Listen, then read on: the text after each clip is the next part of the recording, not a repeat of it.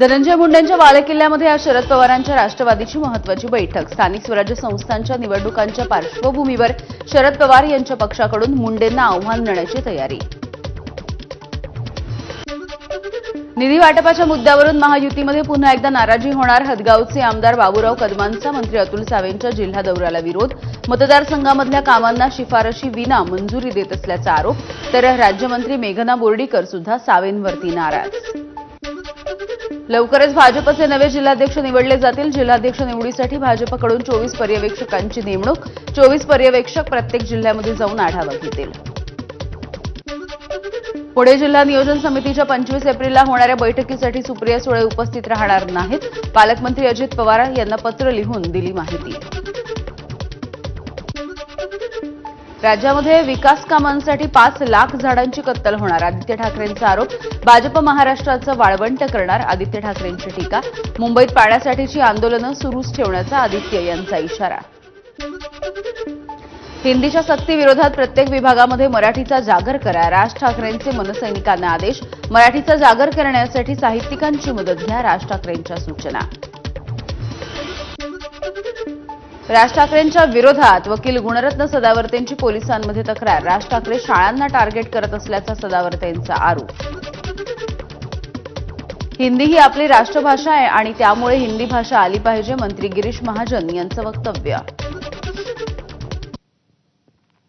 अधिकृतपणे हिंदीला राष्ट्रभाषेचा दर्जा देण्यात आलेला नाही, मग हिंदीची सक्ती कशासाठी? जितेंद्र आव्हाड यांचा सरकारला सवाल। ज्या मंत्र्यांनी पहिलीपासूनच हिंदी भाषा सक्तीचं परिपत्रक काढलं त्यांना तरी भाषा चांगल्या येतायत का? आदित्य ठाकरेंचं सरकारवरती टीकास्त्र। तसंच भाषा शिकवायला यंत्रणा उभी करायला तुम्ही सक्षम आहात का? ठाकरेंचा सवाल।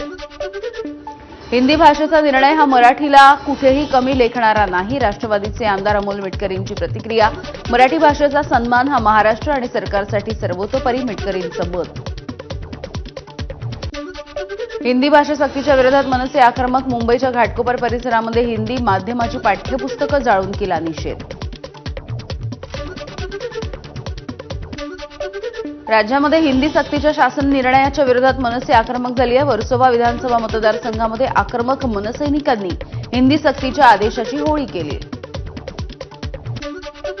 नाशिकच्या दगडफेक प्रकरणामधील 30हून अधिक संशयित आरोपींची पोलीस कोठडीची मुदत आज संपणार आहे। सर्व आरोपींना आज न्यायालयामध्ये हजर केलं जाईल।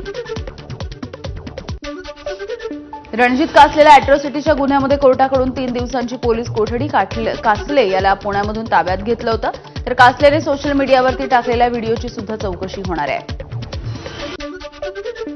तनिषा भिसे मृत्यू प्रकरणी ससून रुग्णालयाचा अहवाल। इंदिरा आयव्हीएफमध्ये 4 ते 5 दिवस दाखल करणं हे चूक। तब्येतीमध्ये सुधारणा होत नसताना दुसऱ्या रुग्णालयामध्ये पाठवणं गरजेचं होतं, तसं न करता सूर्या रुग्णालयामध्ये नेलं। चौकशी समितीच्या तपासाचा निष्कर्ष। तनिषा भिसे मृत्यू प्रकरणी पोलिसांनी ससून रुग्णालयाला पाठवलं पत्र। डॉक्टर सुश्रुत घैसास यांच्या भूमिकेविषयी विस्तृत माहिती द्या, पोलिसांची मागणी। अहवालामध्ये ठोस निष्कर्ष नसल्यामुळे तुर्तास मंगेशकर रुग्णालयाला दिलासा।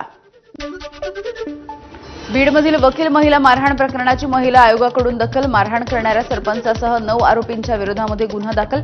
तातडीनं फरार आरोपींचा शोध घेऊन सखोल चौकशीचे आदेश।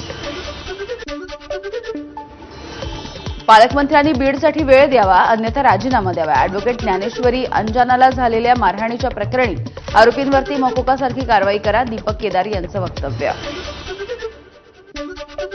यवतमाळच्या काठोडा गावामधल्या घटनेच्या नंतर प्रशासनाला जाग। गावामध्ये केवळ पाईपलाईनचं काम पूर्ण झाल्याचं अहवालामधून समोर।